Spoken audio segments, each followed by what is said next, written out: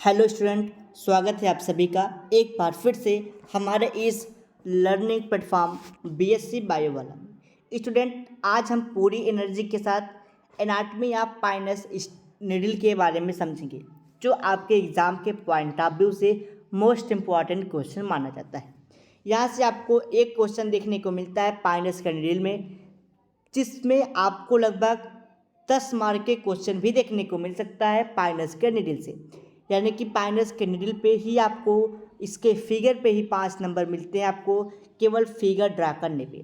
ठीक, यानी कि इसके नीडल पे 5 मार्क्स, और अगर आप इसके सारे पार्ट को डिस्क्राइब कर देते हैं तो लगभग आपको 10 मार्क के यहाँ से 10 मार्क आप 10 हो जाते हैं। तो ये क्वेश्चन आपके लिए मोस्ट इम्पॉर्टेंट होने वाला है। ये वीडियो आप पूरा देखिएगा एंड तक, और कोई भी अगर आपके डाउट क्वेरीज क्वेश्चन होंगे तो आप हमसे कमेंट बॉक्स में पूछ लीजिएगा।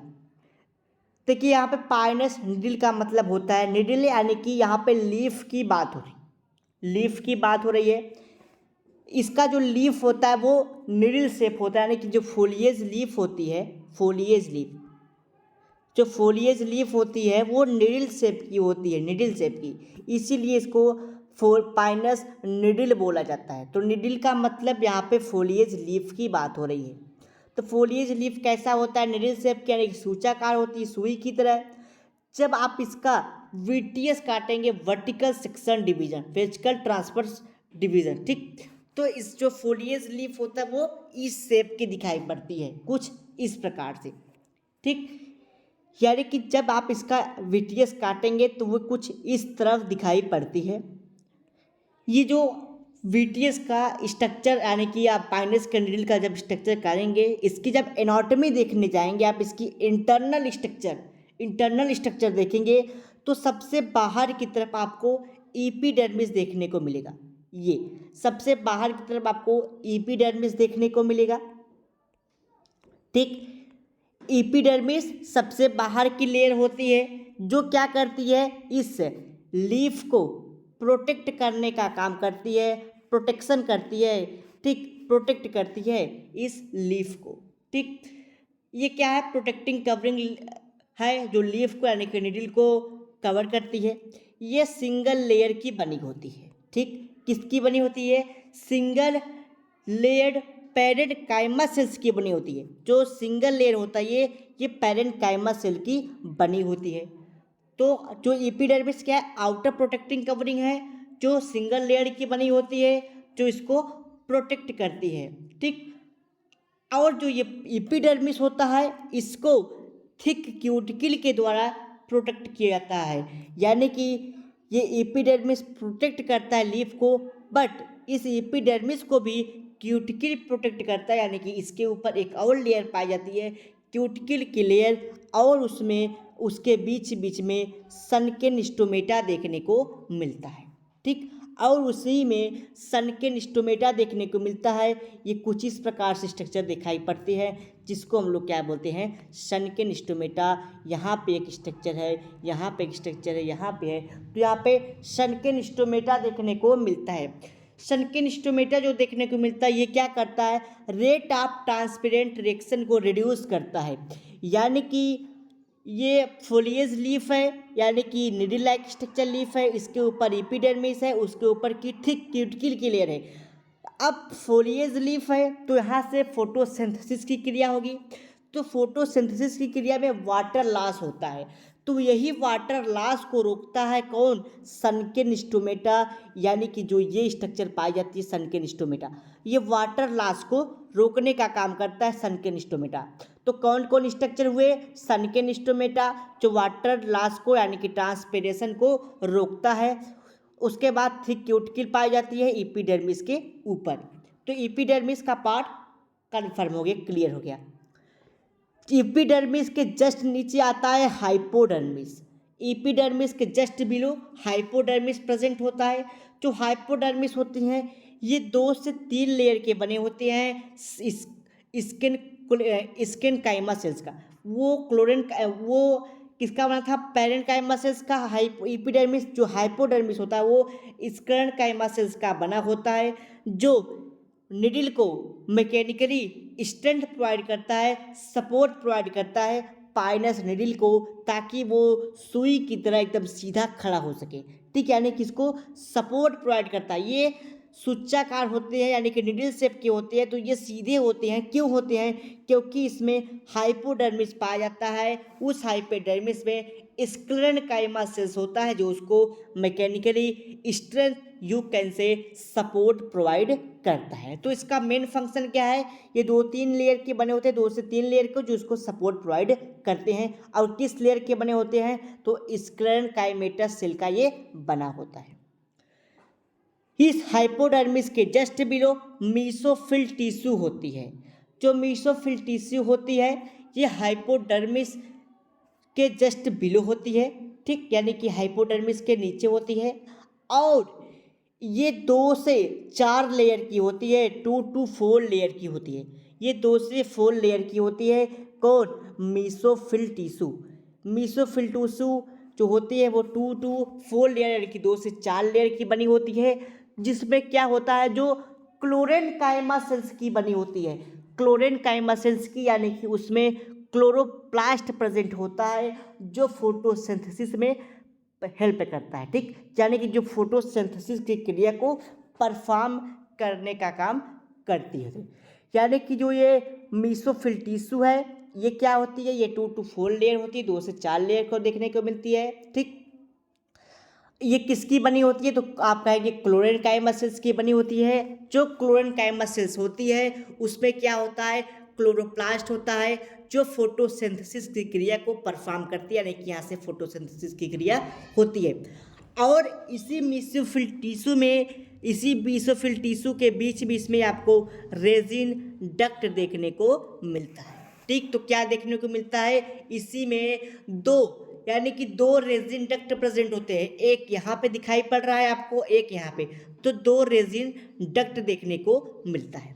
और एक बात और समझिए, ये जो mesophyll tissue, hypodermis tissue, mesophyll tissue, epidermis tissue, ये पूरे निडल में ऐसे प्रेजेंट होते हैं। ये पूरे निडल में ऐसे प्रेजेंट होते हैं, तीनों पार्ट ऐसे पूरे प्रेजेंट होते हैं। यहाँ पे केवल आपको यहाँ पे दिखाया गया है, बट ये सारे पार्ट यानी कि ये मीसोफिल टिश्यू, ये हाइपोडर्मिस, ये ऐसे प्रेजेंट होते हैं। ये ऐसे सारे स्ट्रक्चर ऐसे प्रेजेंट होते हैं राउंड में। ठीक, अब मीसोफिल टिश्यू की बात हो गई। मीसोफिल टिश्यू के बाद आता है आपका एंडोडर्मिस। यहाँ पे मीसोफिल टिश्यू यानी कि ये सब मीसोफिल टिश्यू था। अब उसके जस्ट बिलो क्या है? आपका एंडोडर्मिस। जो एंडोडर्मिस होता है वो मीसोफिल टिश्यू के जस्ट नीचे प्रेजेंट होता है और सिंगल लेयर का बना होता है पैरेन्काइमा सेल्स का। यानी कि आप कह सकते देख भी सकते हैं ये मीसोफिल टिश्यू के जस्ट बिलो है, एक सिंगल लेयर का बना हुआ है। ठीक, यहाँ पे आप देख सकते हैं कि ये सिंगल लेयर का बना हुआ है और ये जो सिंगल लेयर है वो पैरेन्काइमा सेल्स की बनी हुई है। ठीक, अब इस एंडोडर्मिस के नीचे क्या है? आपका पेरिसाइकल है। इसके नीचे क्या है? पेरिसाइकल। ये सारे स्ट्रक्चर जो इसके अंदर दिखाई पड़ रहे हैं ये क्या है? आपके पेरिसाइकल है। यहाँ पे आप देख सकते हैं, यानी कि ये पेरिसाइकल के सारे स्ट्रक्चर दिखाई पड़ रहे हैं। ठीक, ये वाले पार्ट, ये जो जितने भी पार्ट आपको दिखाई पड़ रहे हैं यहाँ से यहाँ तक, यानी कि इसके अंदर जितने भी पार्ट हैं ये सब कहाँ आते हैं? पेरिसाइकल में। यहाँ पे पेरिसाइकल दिखाया गया है। अब जो पेरिसाइकल होते हैं इसमें 4 टाइप के सेल्स होते हैं। ठीक, 4 टाइप के सेल्स होते हैं। एक एक सेल्स की बात करेंगे तो 4 सेल्स कौन होते हैं? पहला होता है एल्बुमिनस सेल, सेकेंड होता है टी शेप्ड स्क्लेरेनकाइमा सेल्स, चौथा होता है ट्रांसफ्यूजन टिश्यू, पांचवा होता है पैरेन्काइमा सेल्स। ठीक, तो ये 5 सेल्स होते हैं, 4 प्रकार की इसमें सेल्स पाई जाती है। तो इस पेरिसाइकिल यानी कि यहाँ पे पेरिसाइकिल बताया गया है। पेरिसाइकिल में 4 टाइप सेल्स होती हैं। पहला होता है आपका एल्बुमिनस सेल, फिर टी शेप्ड स्क्लेरेनकाइमा सेल, चौथा है आपका, आप कह सकते हैं ट्रांसफ्यूजन या फिर ट्रैकियल सेल भी उसको बोलते हैं। ठीक, ट्रेडियल सेल भी उसको बोल देते हैं। और लास्ट में पैरेन्काइमा सेल्स होती है। और उस पेरेंकाइमल सेल्स के अंदर दो वैस्कुलर बंडल प्रेजेंट होता है, दो वैस्कुलर बंडल होते हैं। उस वैस्कुलर बंडल में क्या क्या होता है? जाइलम होता है, फ्लोएम होता है और बीच में कैम्बियम होते हैं। तो अभी हम लोग पेरिसाइकिल के बारे में समझते हैं। जो पेरिसाइकिल होता है, ये यहाँ पे पेरिसाइकिल दिखाया गया। तो मैंने बताया इसके बाहर क्या होता है? एल्बुमिनस सेल्स होती है, ठीक। तो आप लोग देख सकते हैं कि ये जो वेस्कुलर बंडल है, इसके जस्ट बाहर यहाँ पे आप लोग देख सकते हैं, यहाँ पे, ठीक। जूम करते हैं थोड़ा, यहाँ पे ये क्या है? ये सारे एल्बुमिनस सेल्स है, ठीक। एल्बुमिनस सेल्स है जो वेरी क्लोजली, यानी कि आप कह सकते हैं ये कहाँ होते हैं? ये दोनों वेस्कुलर बंडल के पास होते हैं, जो मीसोफिल टिश्यू से फ्लोएम को फूड कंडक्शन का काम करते हैं। यानी कि इसके बाहर मीसोफिल टिश्यू, ये सब इसके बाहर क्या है? मीसोफिल टिश्यू, ठीक। इसके बाहर ये सब मीसोफिल टिश्यू है। तो मीसोफिल टिश्यू से फ्यूजन लेके फूड का कंडक्शन करती है फ्लोएम में, इसके अंदर पेरिसाइकिल के अंदर, सॉरी वेस्कुलर बंडल के अंदर, यानी कि ये एल्बुमिनस सेल का काम है। तो एल्बुमिनस सेल का यही काम है, ये वेरी क्लोज होते हैं, ठीक, बहुत पास पास में होते हैं, ठीक, टू द फ्लोएम। कहाँ पे होते हैं? फ्लोएम के पास में होते हैं, जो कंडक्शन का काम करते हैं, फूड कंडक्शन का काम करते हैं, मीसोफिल टिश्यू से लेके आते हैं फ्लोएम के अंदर, ठीक। उसके बाद होता है टी शेप्ड स्क्लेरेनकाइमा सेल। यहाँ पे थोड़े से कम दिखाई पड़ रहा है, लेकिन फिर भी हम आपको समझाने की कोशिश करेंगे।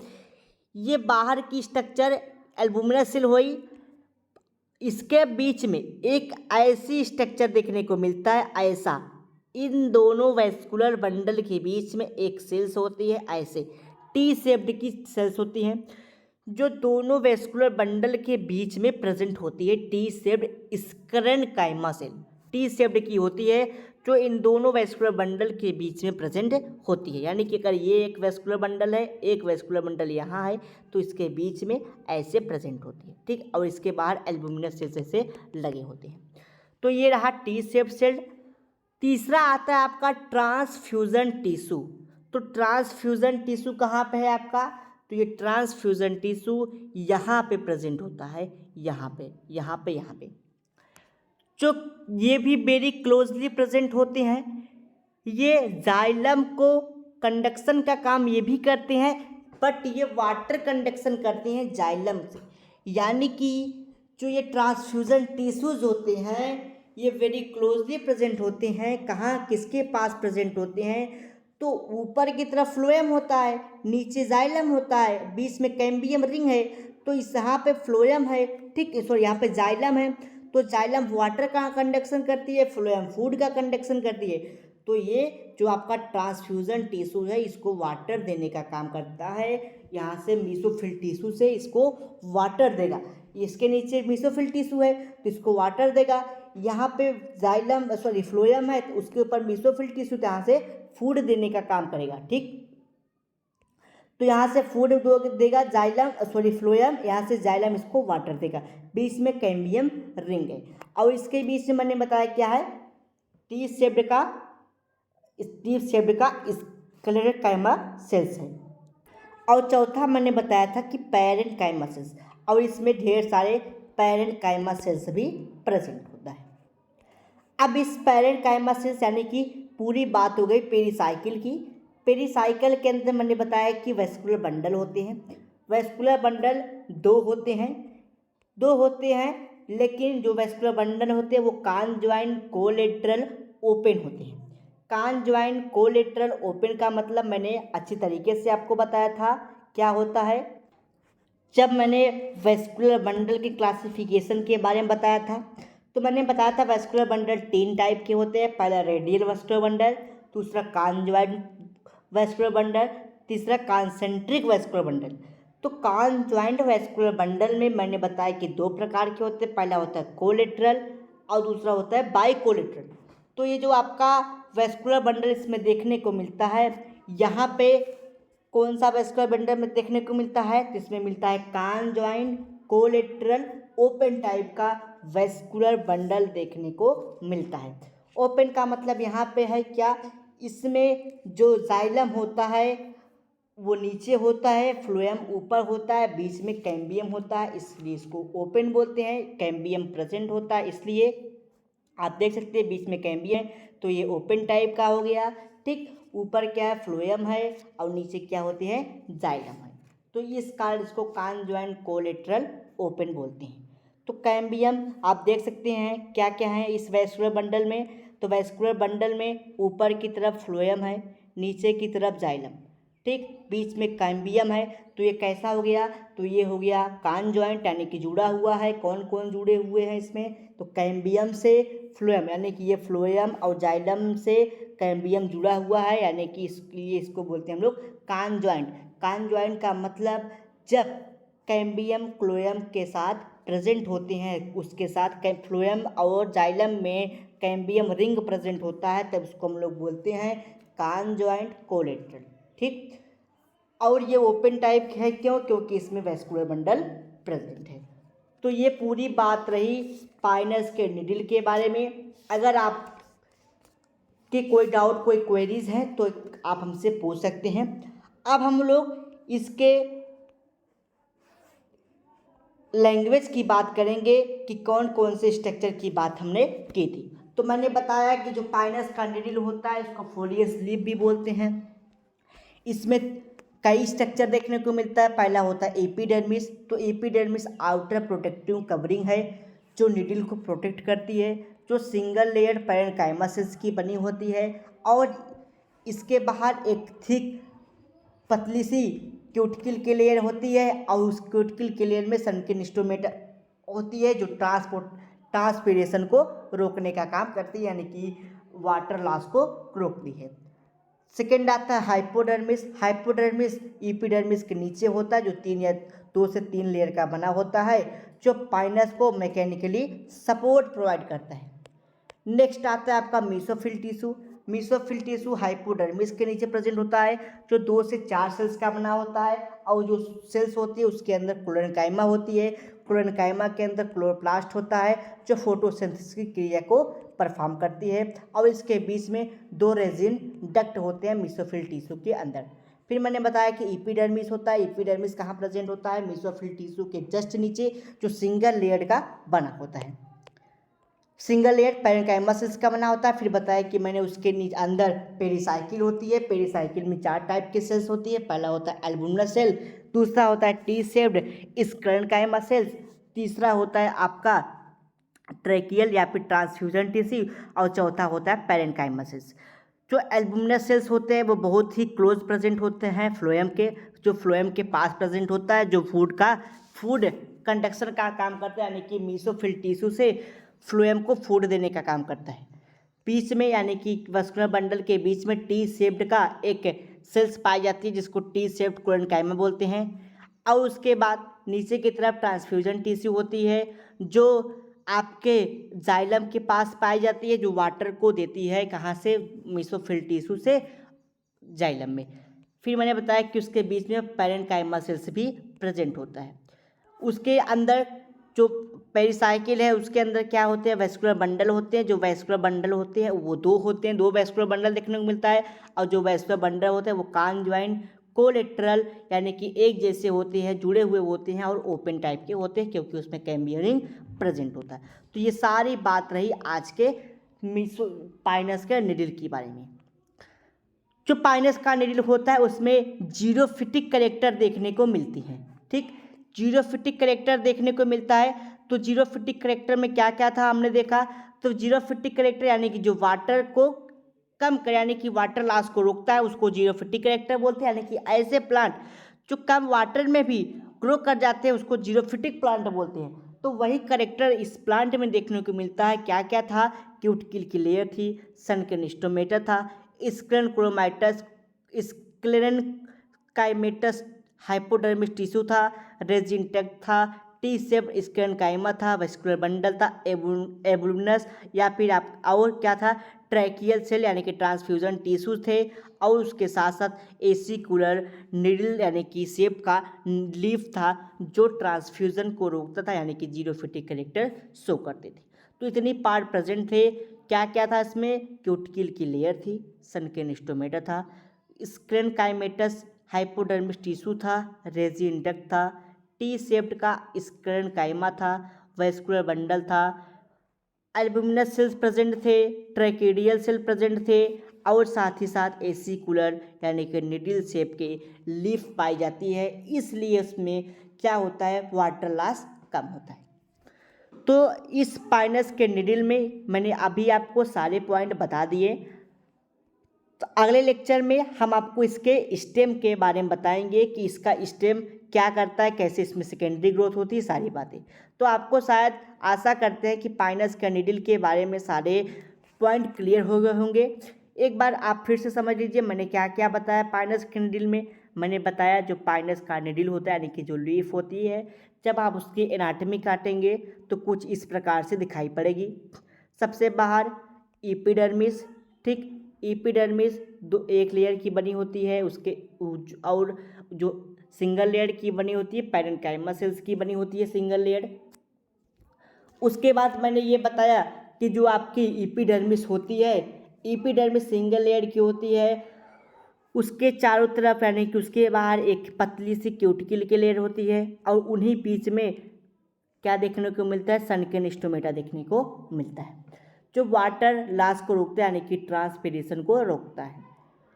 सेकेंड बताया मैंने हाइपोडर्मिस होता है जो दो या तीन लेयर की बनी होती है जो उसको सपोर्ट प्रोवाइड करती है पाइनस के निडल को। फिर बताया मैंने मेसोफिल टिश्यू को। मेसोफिल टिश्यू क्या करती है, ये क्लोरेन्काइमा सेल्स की बनी होती है जो उसमें क्लोरोप्लास्ट पाया जाता है और फोटोसिंथेसिस की क्रिया को परफॉर्म करती है। और इन्हीं बीच में रेजिन डक्ट भी पाए जाते हैं, और ये पूरे निडल में ऐसे भरे हुए होते हैं, मेसोफिल टिश्यू, हाइपोडर्मिस टिश्यू और एपिडर्मिस टिश्यू।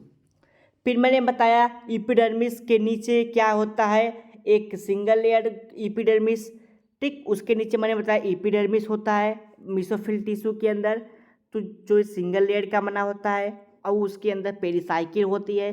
पेरिसाइकिल मैंने बताया कि 4 टाइप के टिश्यूज होते हैं, और उसके अंदर वेस्कुलर बंडल पाया जाता है जिसकी सारी एक्टिविटी के बारे में मैंने आपके साथ डिस्कस किया।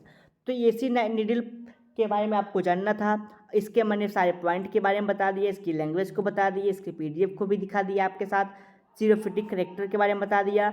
यानी कि अगर पाइनस का प्लांट सनकेन स्टोमेटा है इसमें, यानी कि वाटर लॉस कम हो रहा है, यानी कि इसमें जीरोफिटिक करेक्टर है, यानी कि कम वाटर के प्रेजेंस में भी ये ग्रो कर रहा है। क्यों कर रहा है, तो उसके मैंने करेक्टर के बारे में बताया, यानी कि इसमें जीरोफिटिक करेक्टर पाया जाता है। क्या पाया जाता है, प्रेजेंस ऑफ थिक क्यूटिकल यानी कि एक क्यूटिकल की लेयर पाई जाती है। और क्या पाया जाता है, प्रेजेंस ऑफ सनकेन स्टोमेटा, सनकेन स्टोमेटा पाया जाता है।